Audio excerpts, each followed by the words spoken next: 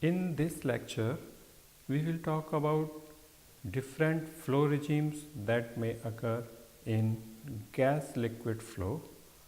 So, to understand gas liquid flow regimes in microchannels or small diameter channels, first we need to look at what are the other flow regimes or what are the flow regimes that had been studied, that have been found in conventional channels, so as to appreciate what is different in macro channels and micro channels.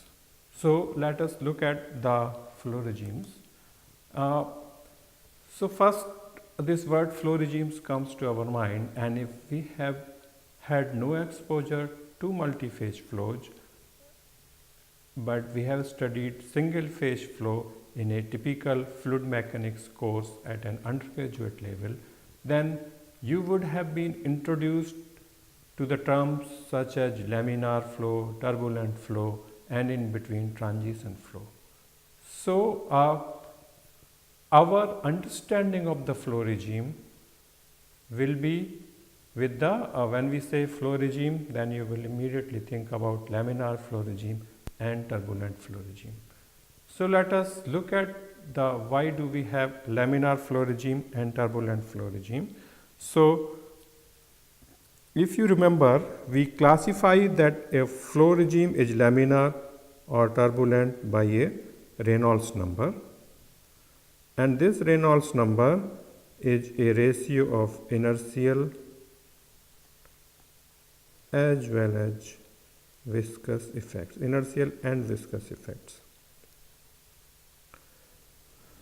So, the Reynolds number is a ratio of inertial effects and viscous effects, and when we say that the flow is laminar, so we say that it is at low RE, and that means viscous forces are dominating.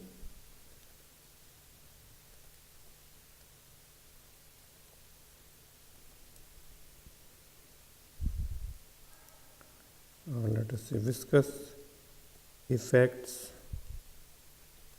dominate, whereas in the turbulent flow it happens at high Reynolds number, and we have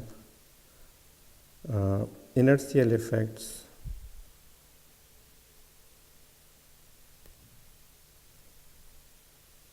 or inertia dominate the flow, and this is in between at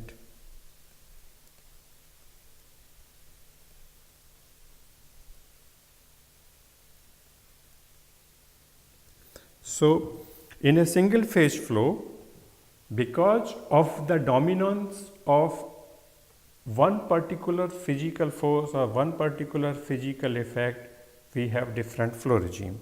So, that is that one thing that we can see from this, that the flow regimes occur because of the dominance of one particular physical effect, one particular physical force at certain flow conditions. Okay.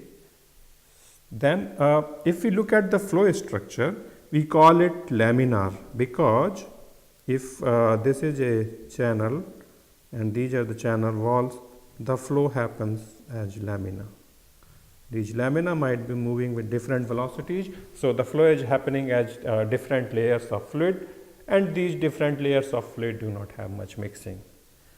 So, this is what we call, because the flow happens in terms of laminage, and we call it laminar flow. Whereas in turbulent flow, we have number of eddies, and then these eddies can have different flow structures. So, they can be of different size and so on. So, in terms of the flow behavior or flow pattern, what we have is we get different flow structure which is caused by the dominance of different physical effects in one particular flow regime. So, now moving on, if we think about two-phase flow, what else do we need to study in two-phase flow? We already have inertial effects, but now we have two phases. So, depending on the phase flow rates, we will have the inertia of gas and inertia of liquid. So, we can have inertial effects of gas and inertial effects of liquid.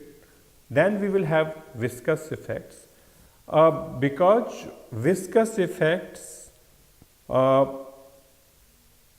in general, or at least in whatever we will be discussing in for flow in channels, viscous effects will be generally important for those of liquids. So, we consider the viscous effects. One might consider, because the viscosity of gas is sufficiently small, or at least 1 or 2 order of magnitude smaller than that of liquid. Say for example, if we are looking at water and air, the viscosity ratio is about 40-50. Now, one might argue that the inertial effects might not be important, or the gas inertial effects might not be important from the same argument. But in some cases, for example, in annular flow, the gas velocity is very large and the inertial effect is proportional to the velocity squared. So, in such cases where the gas velocity is very large, the inertia of the gas and liquid can actually be of the same order of magnitude. Okay. The two additional effects which were not present in single phase flow are, I have listed here, are gravity and surface tension. So, the gravity, one might say that the gravity is present for single phase flow, but because the flow is homogeneous, a single phase flow, the properties are same everywhere, so there is no buoyancy effect. But when we have a body force and there are two fluids, then because body force is a function of the density of the fluids, so if the two fluids have different densities, then the two fluids will respond differently to this body force. For example, we have taken gravity here, but if there is a centrifugal force acting on the fluid, then the two fluid will have different response because of this centrifugal force. Okay. Similarly, the other force is surface tension force, so that acts at the interface between the two fluids, and that will be the stress by surface tension is sigma over L, and for buoyancy delta rho GL, that will be the stress. So, these are the different effects that we need to consider when we are looking at two-phase flow. Now, things were simpler when we were looking at single phase flow because we had only two effects, but now here, even without considering any other effect, for example electrostatic force or magnetic forces or centrifugal forces, we have two more variables or two more forces coming here. So, we have to consider all these forces, and this gives rise to different morphological patterns. So, the different morphological pattern means the different arrangements of the two fluids in the channel. Of course, when these fluids are arranged in different manner, they will affect the flow field as well. So, we will have the flow to be laminar and flow to be turbulent. We might also have that one phase is laminar and another phase is turbulent, and they will interact and affect the other forces. So it becomes very complicated for two-phase flows.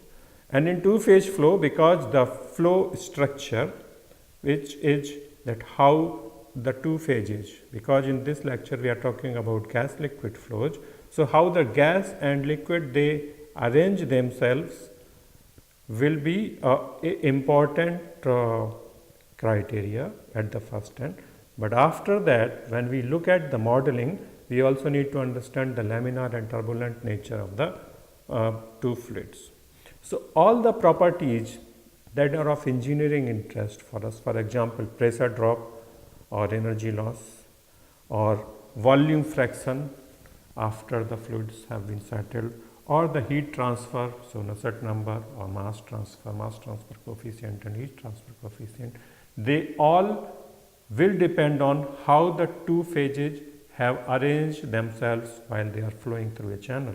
So all these parameters depend on the flow regime. So when we start looking at the two-phase flow or gas liquid flow in a channel, the first thing we need to look at that for a given set of conditions, for the given set of geometrical, the channel geometry, what are the flow regimes that we are going to get.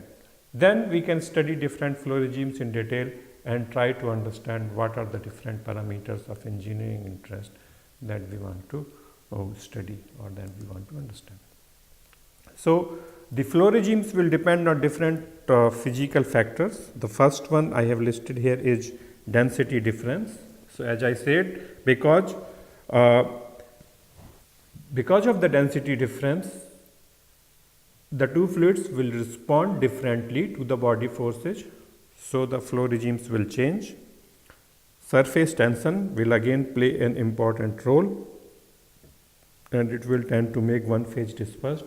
Generally, for a gas liquid combination at a particular temperature, one will have a constant surface tension. But if there are impurities which are generally unavoidable in any industrial scenario, then we will have surface tension variations also, which might affect the size of the bubbles, for example, or the size of the droplets. And the temperature effects are there. For example, if one has boiling or condensation, then the temperature gradients in the fluid will also cause surface tension gradients. So that may have an effect on the flow regimes. Then one of the common things one will have is say phase flow rates. So depending on the gas and liquid flow rates and the relative flow rates, one will have different flow regimes. Generally, the flow regime map is plotted between the flow rates or superficial velocities of the two phases.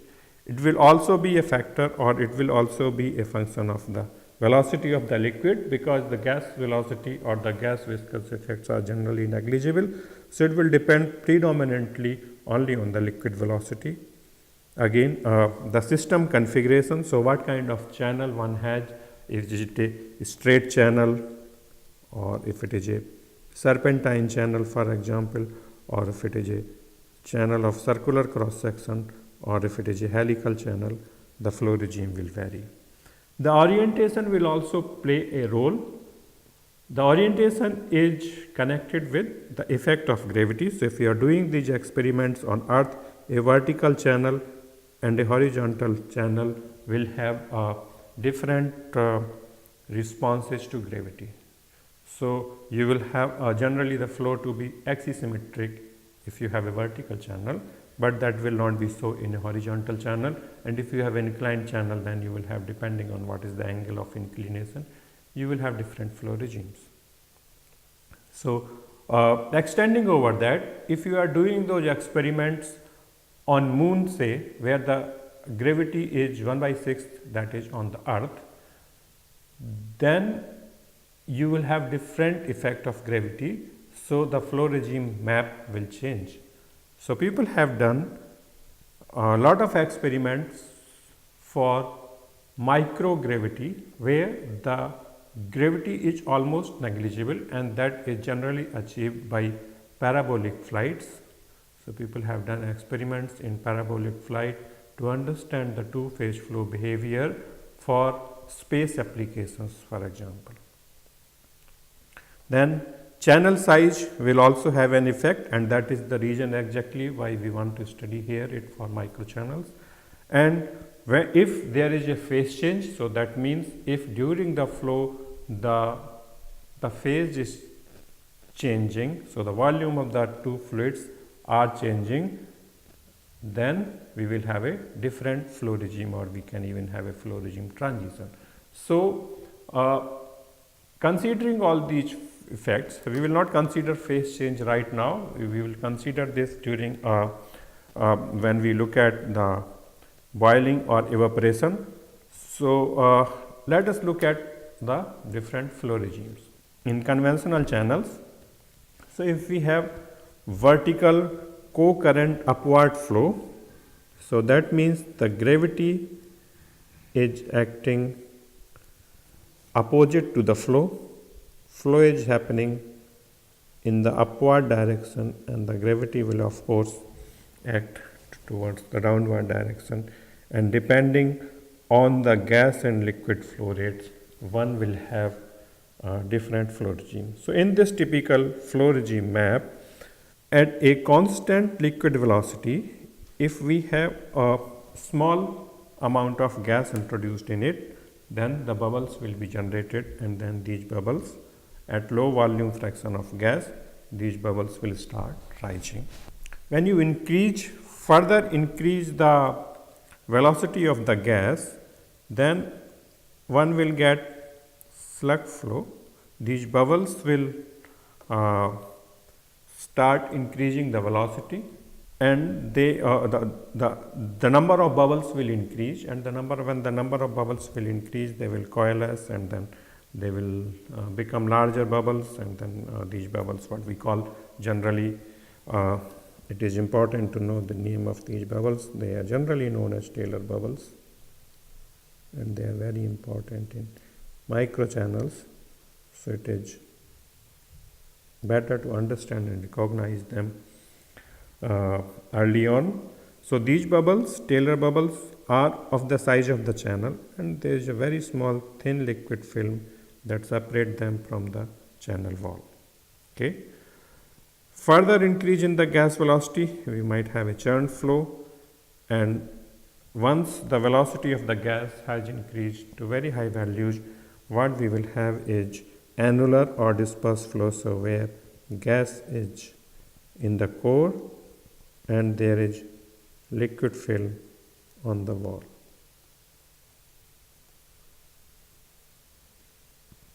We will also have,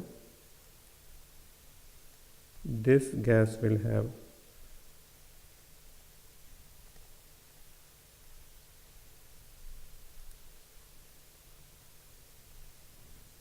droplets into it. At high liquid velocities, especially when the liquid flow is turbulent, these bubbles are broken into smaller bubbles because of the turbulent effects of the liquid, and one will have dispersed bubbly flow where the bubble size is small. So that is finely dispersed bubbles in dispersed bubbly flow. So these are the 5 major flow regimes that one can classify in vertical, co-current, upward flow. There is this thing with the flow regimes in macro channels, in micro channels, that different people have seen different flow regimes, and at the transition one will have a different flow structure coming into picture. So sometimes a flow regime, a same flow regime might be given a same name. One flow regime is given one name by one set of researchers and another name by another set of researchers. Similarly, the two different flow regimes which are morphologically different might be given the same name by two different researchers. So one need to understand and look at the flow regimes, what flow regime is being talked about. But the research on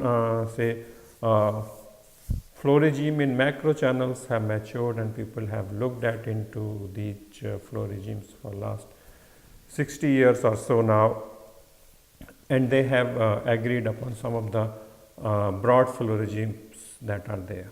So, in the horizontal co-current annular flow, as one will think intuitively, that at low liquid flow rates one gets a stratified smooth flow. So, for example, we have the flow in the drains where the liquid flows at the bottom, and the air, if it is flowing with a small velocity, it will flow, and then the interface is smooth.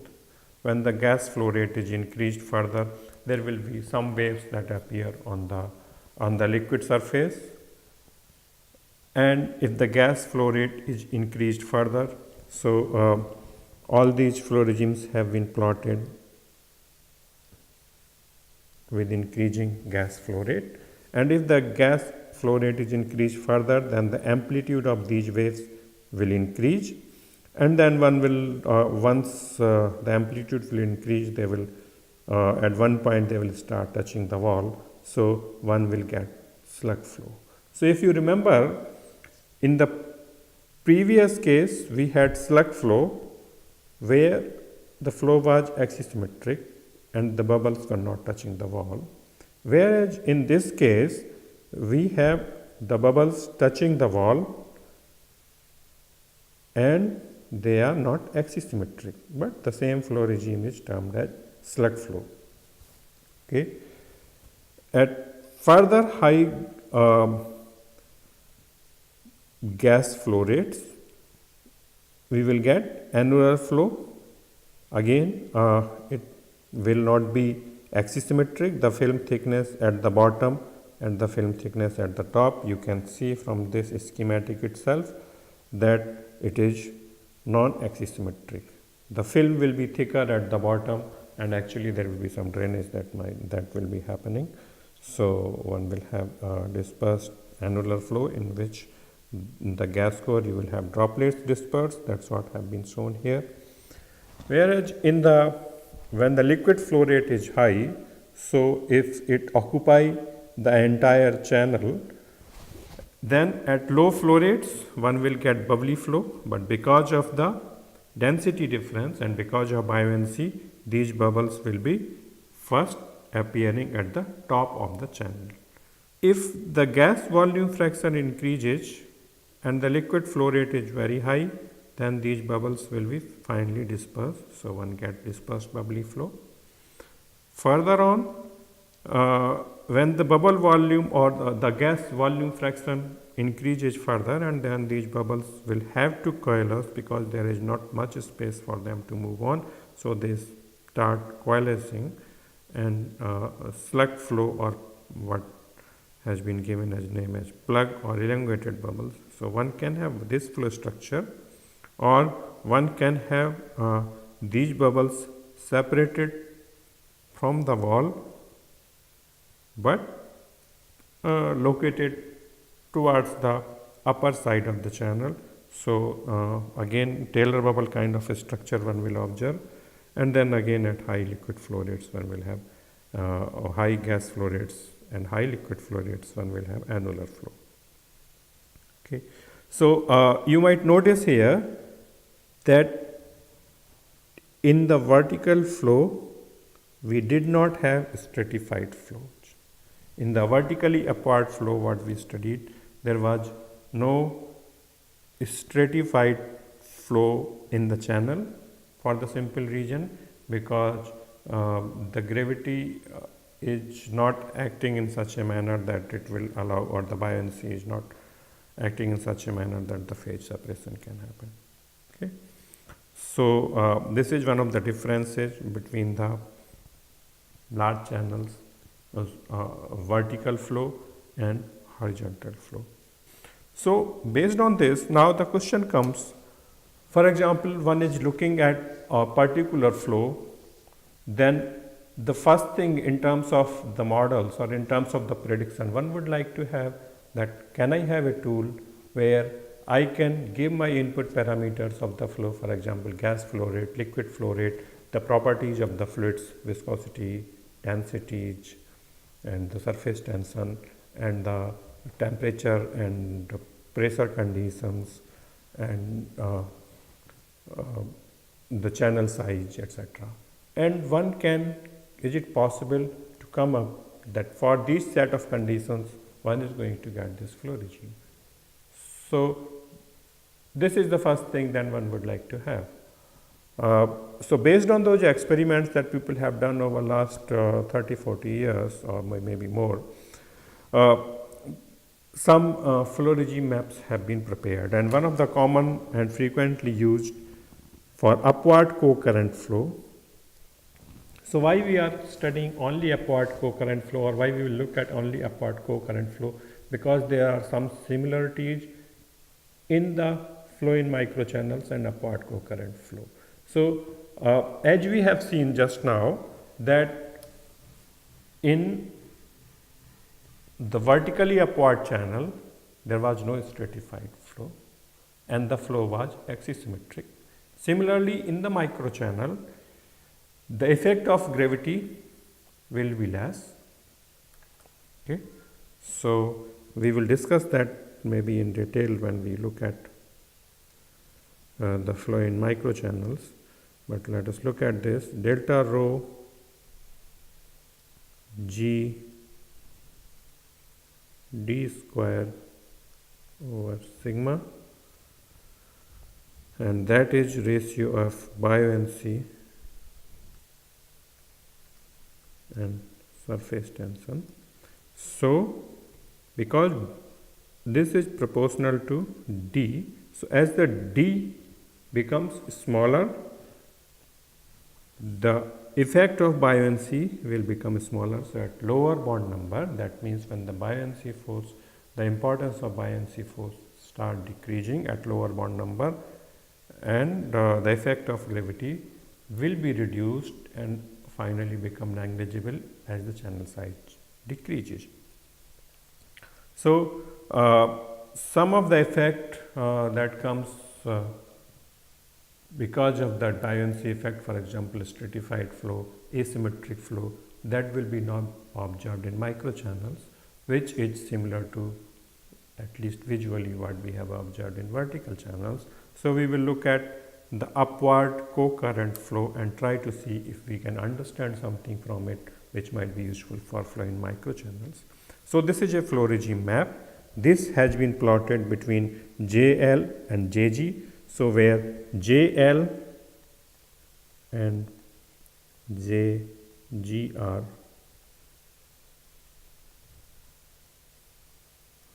superficial velocities.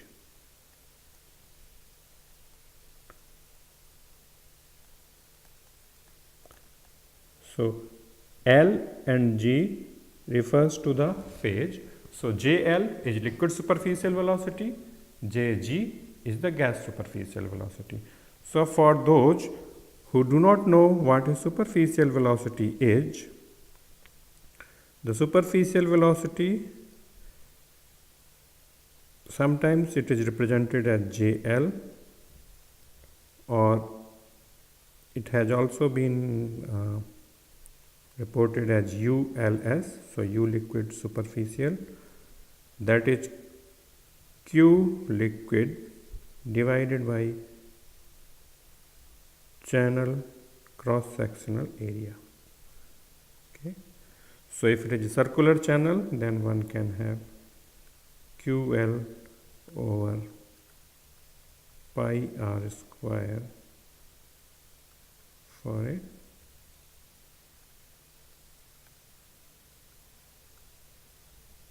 cylinder, or maybe what we should be saying it as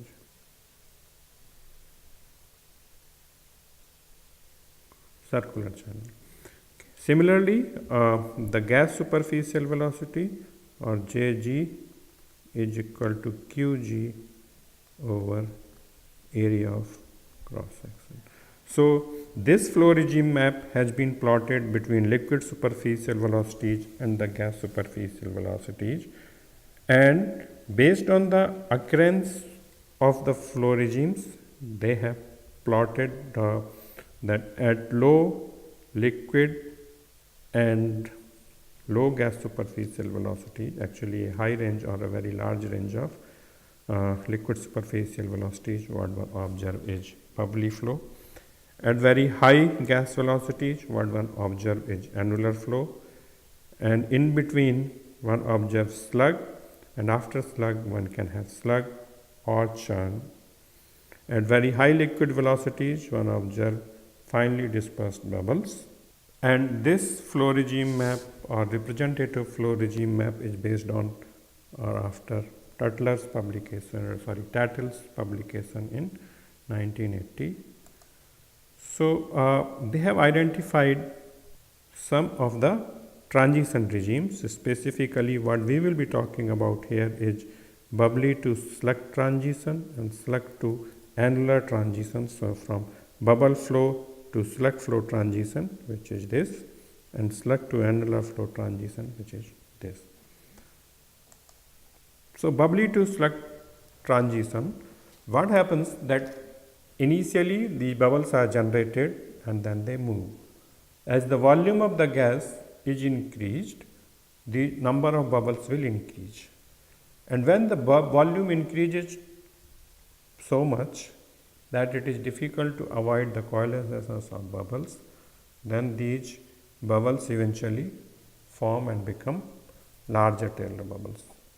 And Tattle has suggested that happens at volume fraction or homogeneous volume fraction of about 0.25.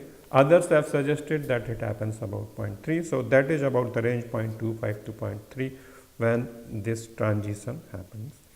Now, because the gas liquid slip, so slip means that if there is no slip between the gas and liquid, then the gas will be moving with the same velocity as that of the liquid, and that will be true for when the bubbles are finely dispersed, because these bubbles in the flow around these bubbles will be in the Stokes flow regime and they will respond quickly to the fluid, and you will have that they will move with the same velocity as that of the liquid.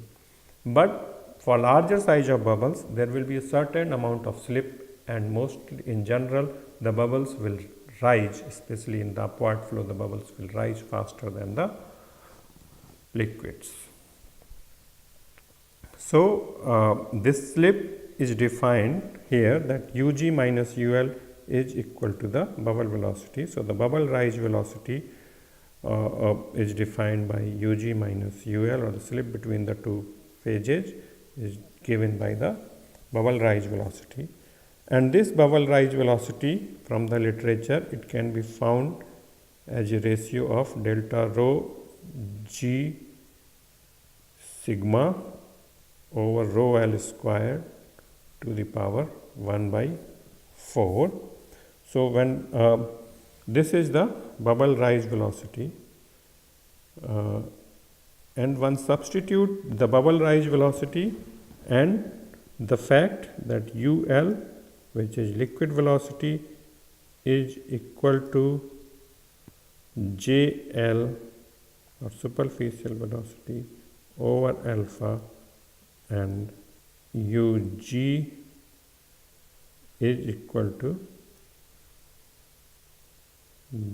JG over alpha, which is alpha is the volume fraction of gas and this is volume fraction of liquid. So let us write this is 1 minus alpha G, or we can just write alpha as alpha G is equal to alpha. So remove the subscript. So when we substitute this here and then take alpha is equal to 0.25, one will get this expression. So from this, if the liquid superficial velocity, one can compare the two terms, which is liquid superficial velocity on the left and this term on the right. If the liquid superficial velocity is greater than the right hand side, then one gets the bubbly flow, and if the liquid superficial velocity is less than the right hand side, then one gets slug flow. Another observation that has been made, and it is relevant for us, that this bubbly flow cannot be sustained when the rise velocity of a Taylor bubble is less than that of smaller bubbles. So, if somehow there is a bigger bubble or channel size bubble has been formed, so that means the volume fraction is already significant, and when this larger bubble has been formed and it is moving slower than the smaller bubbles, then what will happen? These bubbles will come and entrain into the larger bubble, and one will get a larger Taylor bubble forming. So that simply means that when that has happened, that the bubble velocity is larger than the Taylor bubble velocity, then the bubbles will not be sustained and they will merge into the Taylor bubble. Okay. So they have suggested this, or they have pointed out, Title et al., that it is difficult to sustain bubbly flow in smaller tubes.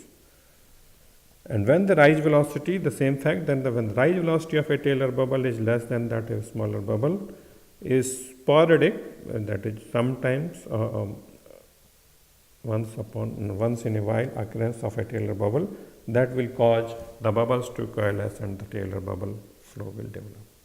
So the velocity of a freely rising Taylor bubble because of say in a quiescent liquid, just because of buoyancy, the velocity of a rising Taylor bubble is given by 0.35 root GD. Okay, so you will need to remember that this is for freely rising bubble, that is why it is only the function of gravity and the channel diameter. So that means we have an estimate for the bubble rise velocity in a channel, which is a function of the channel diameter, and the bubble velocity that we have seen just before, that this bubble velocity can be given by this expression. So if the Taylor bubble velocity is less than the bubble rising bubble velocity, then we will not have a bubbly flow. So the next question will come to mind, okay, let us find out what is this D. And it turns out, if you substitute this, that D is 5.1 centimeter for a freely rising bubbles. So, but remember that this condition depends on that one should have a sporadic occurrence of Taylor bubble. So once you have a significantly large bubble, and which can be Taylor bubble, which can have this velocity, then one will have this thing to be valid. Okay. Now looking at finely dispersed bubble, so which is the boundary between the two bubbles, or the finely dispersed bubble and the bubbly flow and slug flow, that this, when can this happen, that these bubbles are nearly spherical bubbles and then they remain discrete because of a strong turbulence effect. So there are bubbles when the liquid is strong, the turbulence is strong in the liquid, the inertial effects are high, the fluctuations, they break up the larger bubbles. So the larger bubbles are broken because of the turbulent effects, and beyond a critical size, these bubbles are break up because of the hydrodynamic forces or the inertial forces or the turbulent fluctuations.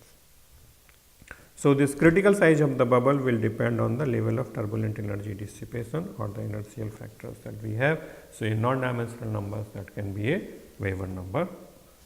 Then another important transition for us is annular to disperse, from slug to annular, from slug flow to annular flow or annular dispersed flow regime transition. That will happen because when we have Taylor flow, then we have the gas bubbles which are of the size of the channel, and they are arranged in a periodic manner, and between two bubbles have a liquid slug. So as the gas volume will increase, what will happen? The size of this bubble will become larger and larger, and the liquid that is there between the two bubbles or two conjugative bubbles, the size of that liquid or liquid slug will become smaller. So, eventually, because the gas velocity is becoming higher when we move from slug flow to annular flow, so the gas inertia will be larger, and this, the shape of the bubble, what we have is say the bubble shape is like this, and there is a bubble at the front which is like this, and this shape is because of surface tension, and the inertia is acting rho u square. So, at a particular, when we increase the gas inertia, at a particular Weber number, the gas inertia will be able to overcome this the diameter that will overcome the liquid bridge that is there between two bubbles, because when before coalescence or just before transition, one will have something like this. So, this liquid will be broken up. Now, the other thing is, the other factor that comes into factor, or the other effect that comes into factor, that gas velocity is sufficiently high to shatter the liquid slug between two bubbles into smaller droplets. So, what will happen when this liquid slug, when it is thicker, let us say sufficiently thicker, then if the gas inertia is sufficient and it can break it up smaller droplets, and then these droplets can be sustained. So, remember, we are talking about vertically upward flow. So, if we are talking about vertically upward flow, then the gravity is acting in this direction and the flow is happening in this direction. So, for a vertically upward flow, this is my bubble and this is the tail of another bubble, and this liquid is breaking up. When it will break up, it will have smaller droplets. So, because of buoyancy or because of the gravity, these drops will start dropping down, because when that happens, one will have a annular flow, and in the annular flow one will have gas dispersal. So, they will, because of the gravity, these droplets will try to come down. So, if we took at a droplet, it will have gravity acting on it, and it will have a drag because the flow is happening in this direction. So, the overall flow is happening in this direction, but the droplet will try to come down. So, this is droplet flow direction. So, the drag on the droplet will be acting in the opposite direction. So, when the drag is sufficient that these droplets can be held there, then or can overcome the gravity, only then this flow regime can be sustained. So, there is a critical Weber number, what he gave, that at a Weber number of 30, this can happen, the droplet weight can be balanced by the drag force. So, this transition to slug slug to annular flow regime happens. Okay. Now, so based on this, what we have learned until now is the flow regimes in large channels and the different flow regime transition criteria. More specifically, we have looked at the transition criteria from bubbly to Taylor flow or bubbly to slug flow, and from slug to annular flow. Now, in this the slug and slug annular have been merged together, or the slug and associated flows, what Tatel map has as slug or churn flow, they have been put together. Okay. So, now what we just briefly discussed before, that when the transition is from large channels to small channel, the relative importance of the gravity force and surface tension force will change. So when D decrease, bond number will decrease, gravity effect will be lesser dominant, and surface tension effect, which is proportional to 1 over D, and this is proportional to D. So they will be dominant. So based on this, there are few transition criteria that have been discussed in the literature. So for example, Bertherton in his classical paper, he said that the Atwas number, which is same as bond number, and if the Atwas number is less than 0.84, then a Taylor bubble would no longer rise under the effect of gravity in a water-filled capillary, and this for a air-water flow, the channel diameter corresponding to this comes as 2.96 mm. So he has given this as the say transition from where one can start looking at that what forces start dominating. So a Taylor bubble would no longer rise under the effect of gravity in a water-filled capillary. Then the another criteria has been given by Sow and Griffith in 1964, where they said that when the Atwas number is less than 0.88, very close to what Bertherton has predicted, the buoyancy on a Taylor bubble moving through a horizontal tube can be neglected.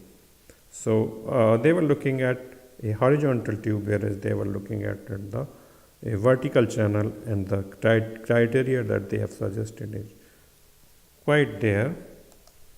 Then another work that was done by Brauner and Morlem and Maron, and they suggested, what they were looking at the stability and well-posedness of unidirectional continuity and momentum equation in stratified flow in pipes, and they have suggested that the stratified flow will be observed, or it will be stable only when Atwas number is less than 2 pi square, which is 17.1. So they have not suggested then that stratified flow will not occur, but only on the limit of stability. So at this number, that transition happens.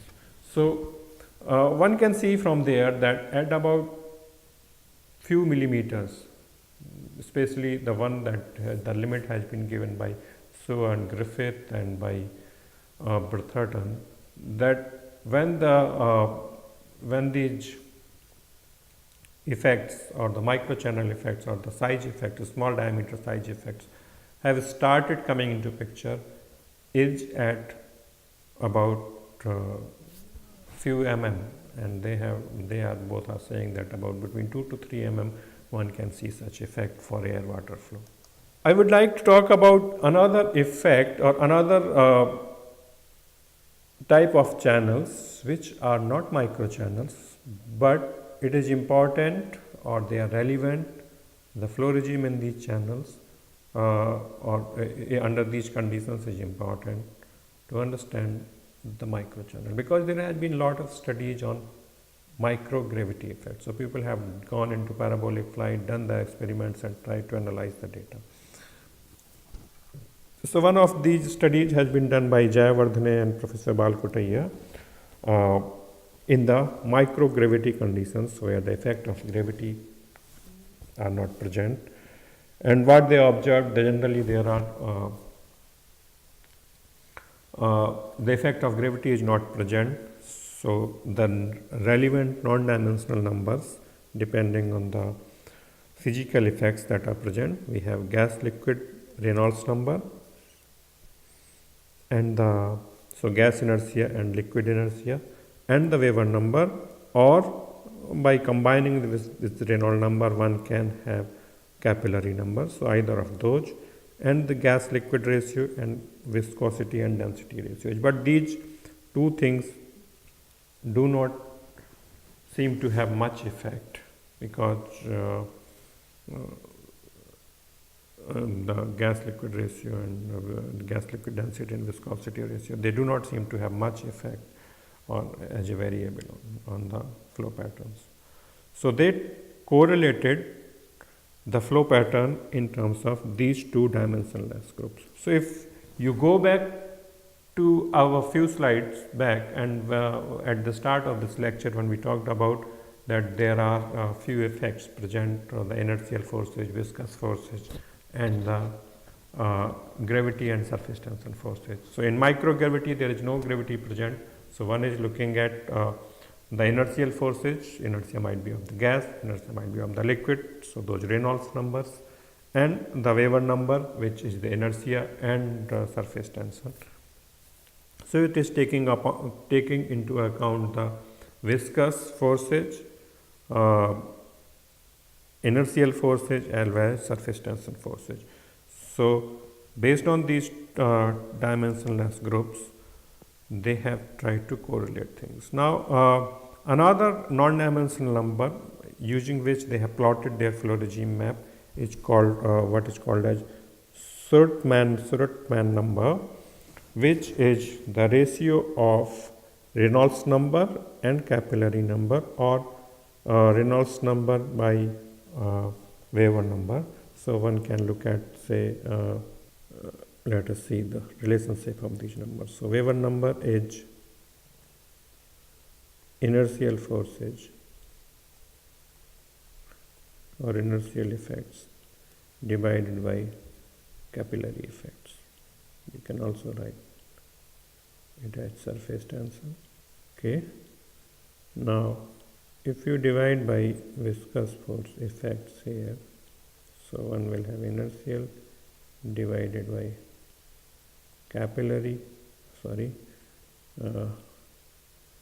inertial divided by viscous multiplied by viscous divided by capillary, then we will have that Weber number is equal to inertial over viscous is Reynolds number into viscous over capillary is capillary number. So we have this Weber number is equal to Re into Ca. So this Surtman number is Re over Ca. So if we substitute that here, then this becomes equal to Re over Ca is equal to Weber number over Re. So that will become Re square over Weber number. So one can use either of these definition, and this is also 1 over Ohnesorg number, which is also frequently used. And let us see what we get this in terms of properties. So if we write Su is equal to Re over Ca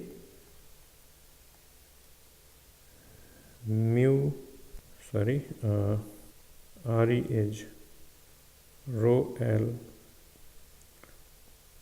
U Ls diameter over mu L divided by mu L U Ls over sigma. So the velocities will be cancelled out, and what one will have is rho L d sigma over mu L square, and one can see that rho L, sigma and mu L are properties of the fluids, and d is the channel diameter. So this is not a property of the fluid velocity, but the properties of the fluids and the channel diameter. Okay, so they have plotted a flow regime map based on, remember, just to remind you that the earlier flow regime maps that we have seen is based on gas and liquid superficial velocity. So JL and JG that we had for lateral, and then there we had different flow regimes, say bubbles, slug, annular, and there finally dispersed bubble. Okay, so what they observed that in this, of course, there is no gravity, so they did not observe that stratified flow. They had bubbly flow, slug flow, annular flow, and they also had what is the transition regime. So sometimes you call it wavy annular or slug annular. So they had this, but in this flow regime, they have not shown those transition data points, or they have not taken into account those transition data points. So they have plotted this. On the x-axis, the ratio of two Reynolds number. So the ratio of gas Reynolds number and liquid Reynolds number with the Surtman number. The Surtman number, for the conditions they have done the experiments, it comes from 10 to the power 4 to 10 to the power 7. And look at this line, which is the transition line between the bubble and slug. So this line they have identified in two different regimes. So you can see here that this transition occurs at a particular value of REGS by RELS. So the slope of this line that they have found is REGS by RELS is equal to 464 point. So this is some constant, and you can call that, or what they have called it as K1, and then by looking at the experimental data found this value to be 464, and this is RE over CA. So this is RE over CA power minus 2 by 3. CA power 2 by 3 is an important factor when we look at Taylor bubble. So I would like to remember it that this power is 2 by 3. So this, the slope of this line is given that for all the range of Surtman number, whatever they have studied from 10 to the power 4 and 10 to the power 7, the transition between bubble and slug happen, or it can be given by this line. For slug annular transition, so if I go back and look at this slug annular transition, there are two different behaviors. At about 10 to the power 6, you have a similar line which is parallel to this, and you can give this transition by a similar line. However, for the other case, which is 10 to the power 6, when the Surtman number is more than 10 to the power 6, there is a different, this does not, if we extend this line, this does not really define the transition between slug and annular flow regime. So they have looked at this more closely and plotted this graph now between Surtman number, but on the x-axis only the gas superficial velocity. So this dramatic change happens at Surtman number of about 10 to the power 6, and then again they have been able to plot a line which gives that Reynolds number is proportional to SU squared. Okay, so one might see that this number is very significant, but then one have to look at, this is 10 to the power 6, and one get this value, I think this is 4641.6, 10 times of that, and this is REGS is equal to 20 to the power minus 9 SU squared. So now this SU is 10 to the power 6, so this number is going to be significant, 10 to the power 12 or more. So this will be 2 into 10 to the power 3 or more. Okay, so this dramatic change happens at about absolute point number 10 to the power 6 for slug annular transition. Now changing the transition boundary line, what happens that at 10 to the power 6 absolute point number, a change in the transition line as well as the coordinate. Okay, so this was the transition criteria for a microgravity regime. So what we have looked at in summary today,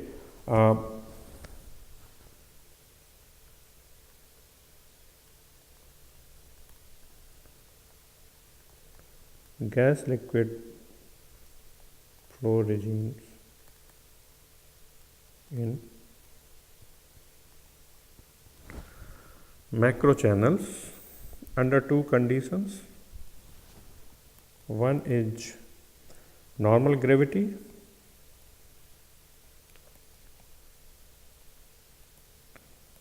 and in the normal gravity we have looked at when the channel orientation is vertical and when the channel orientation is horizontal. The other one is microgravity, so one can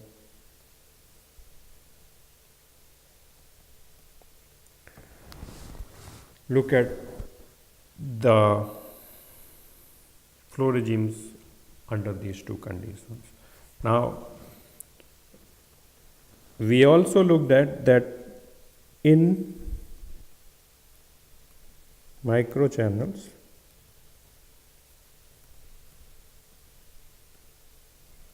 the bond number start decreasing as channel, or in not what we should say, that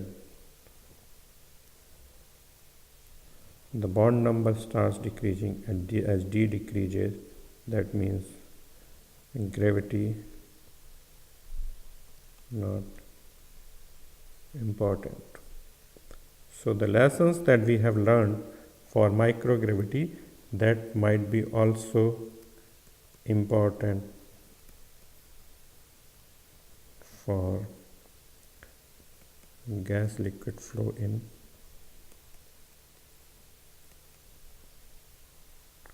microchannels. We have looked at the flow regime, but we have also looked at the transition lines. So what we have looked at,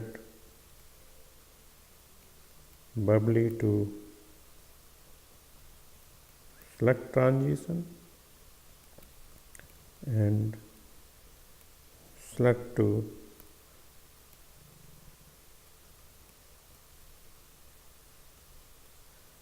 annular transition. And I believe that these two transitions are most important because the slug flow is the most important flow regime in which people want to work in microchannels. So in order to maintain slug flow regime, one need to know both the boundaries, when it can go to bubbly flow and when it can go to annular flow. So in the next class we will look at in detail the flow regimes in microchannel. Okay, thank you.